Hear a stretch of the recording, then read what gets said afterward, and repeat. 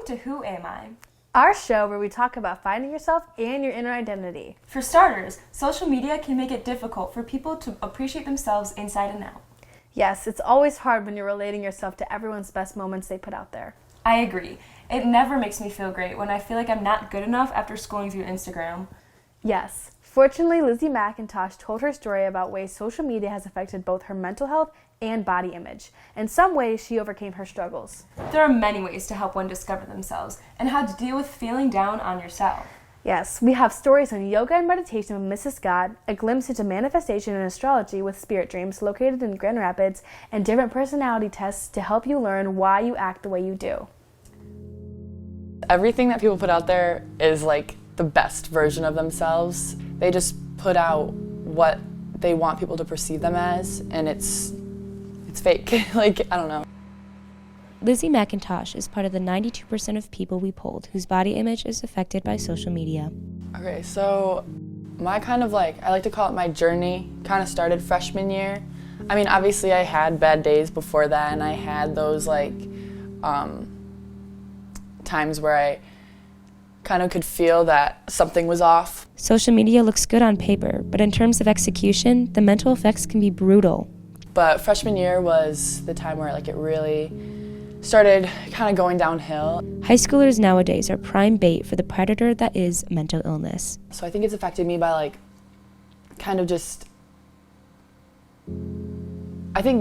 Mental illness can affect your physical being as well. And stuff that was easy for me and stuff that I loved, like volleyball and hanging out with my friends, it just started becoming hard for me to do. Help is just around the corner. And then I do see a therapist, and that's a great way to talk to someone and professional help. Sometimes professional help isn't always achievable, but there are other options. Not everyone can afford a therapist, even though there are counselors at school, which is a great way to someone to talk to because they're trusting. I'm Casey Souter, and I'm one of the school counselors here at Rockford. Once you make that appointment and you're back in the room with your counselor, you'll find that we're normal people just like you, and we've been through some struggles as well and are happy to connect with you and help be a safe place to process that.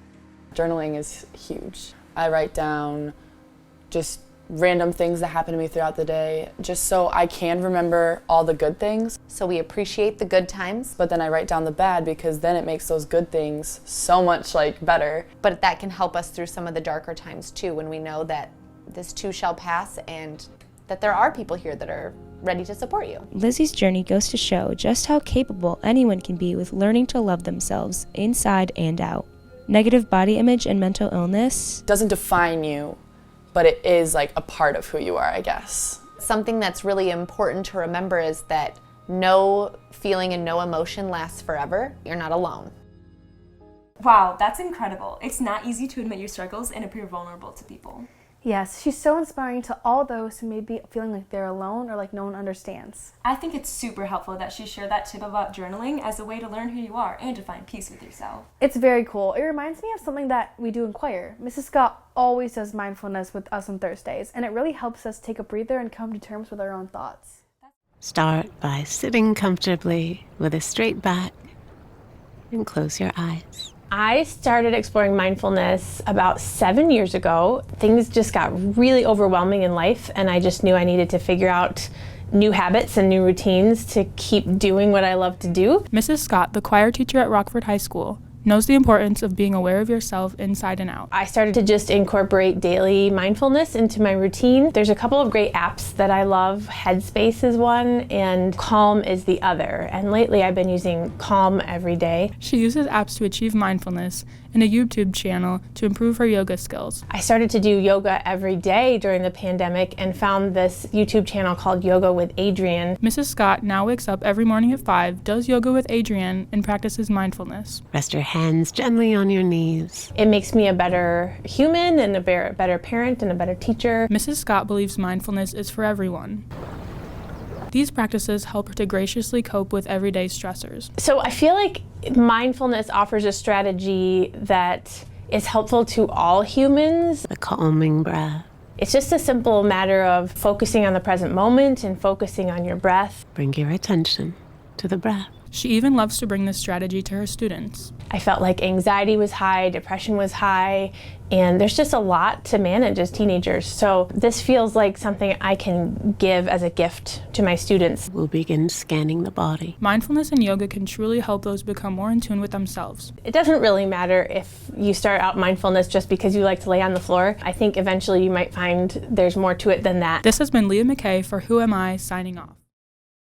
That's one of my favorite things you do every week. It's so nice to just relax for a few minutes and meditate. Honestly, me too. I wish more teachers did that. Yeah, it honestly reminds me of manifestation because they both have to do with saying affirmations and things. Oh yeah, isn't there a store in the Grand Rapids area that promotes manifesting through rocks and crystals? Oh, Spirit Dreams? Yeah, that's it. I've been there before. Me too. Let's check it out.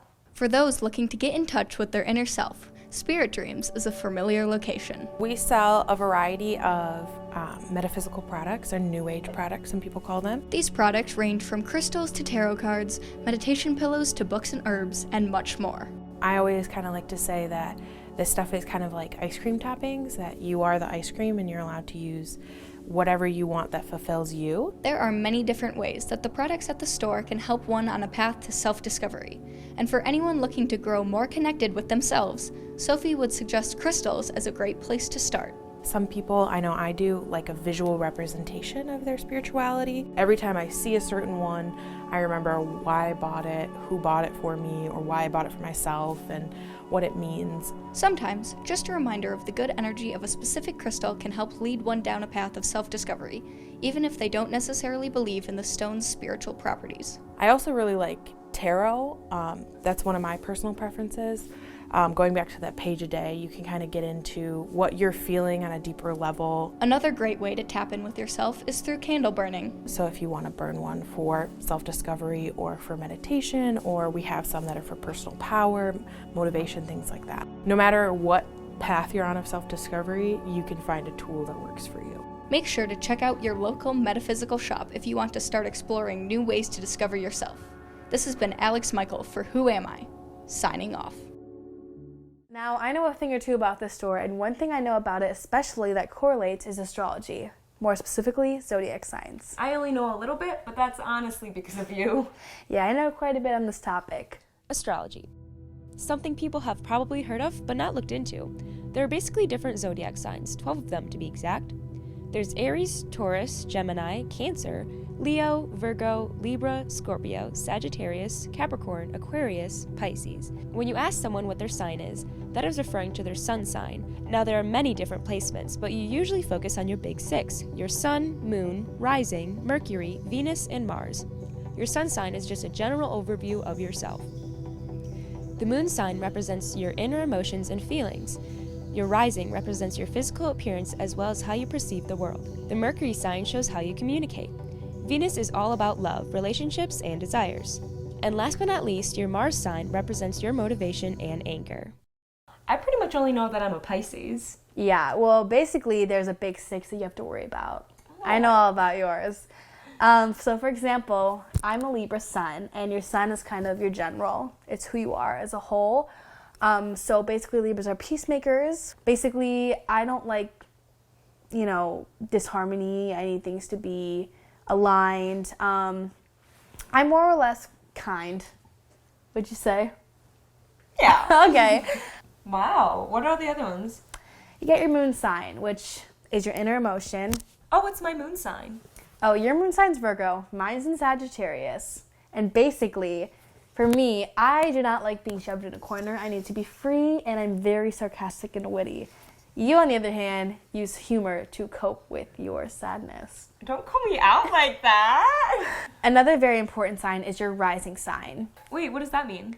It basically is how you look and how you perceive the world. So, for example, my rising is Scorpio, and a lot of people tell me that I'm a little intimidating. What's mine? Your rising sign is Taurus, which means you come across very grounded, very down to earth. You have the square jawline.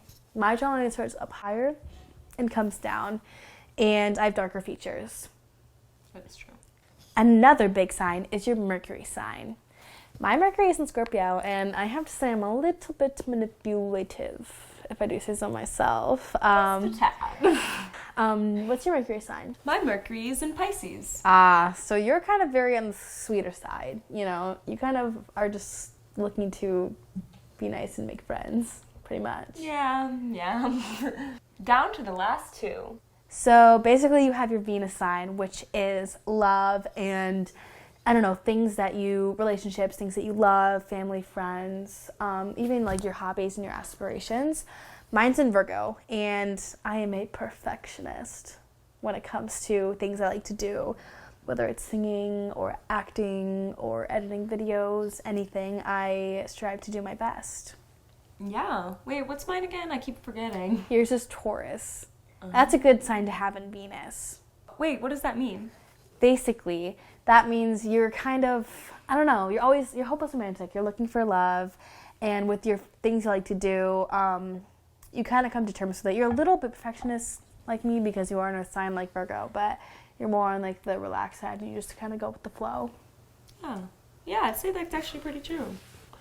Oh, the last one. Which one is that again?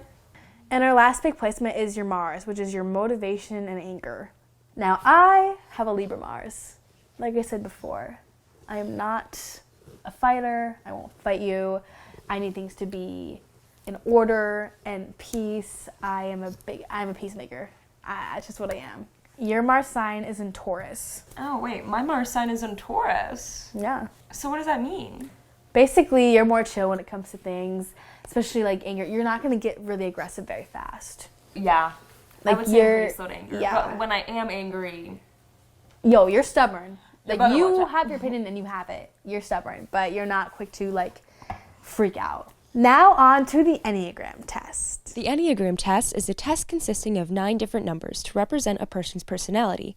1, the reformer, 2, the helper, 3, the achiever, 4, the individualist, 5, the investigator, 6, the loyalist, 7, the enthusiast, 8, the challenger, and 9, the peacemaker. There is also wings for each number, which means that even though you are primarily one number, you have strong aspects of one of the other numbers next to it.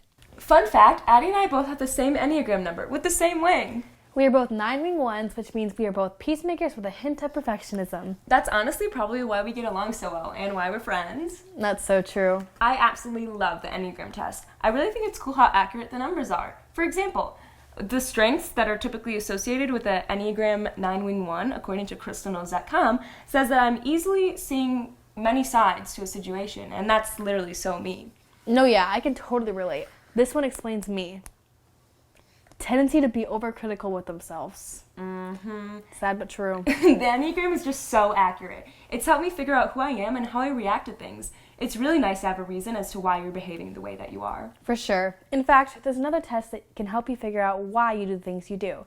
It's called the Myers-Briggs Type Indicator, or the MBTI test. The Myers-Briggs Type Indicator test, or MBTI test, is a test that combines 4 different letters to reveal your personality. There are 8 letters in total, so you only get 1 letter from a specific pair.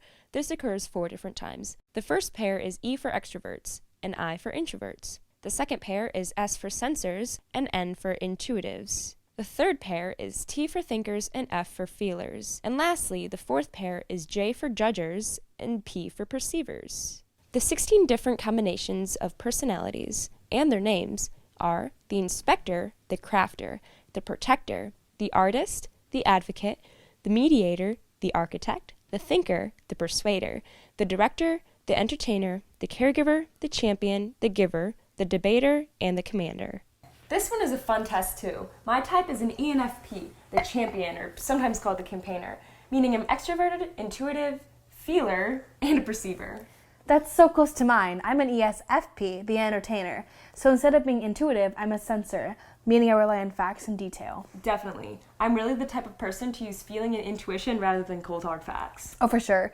The personality test is really nice because it helps me figure out who I am in a simple 4-word answer. The MBTI is also really accurate, which is helpful if you're trying to figure out some of your deepest personality traits. Speaking of deep personality traits, there's yet another test to help you figure out your love language. The love language test is a test consisting of 5 different results that reveal how you express and receive love.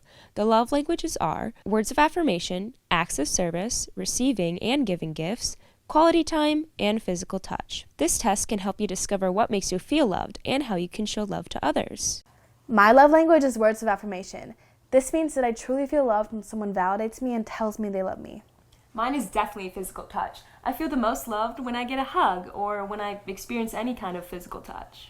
Yeah, physical touch is pretty low on my list, but I definitely don't mind giving you a hug from time to time.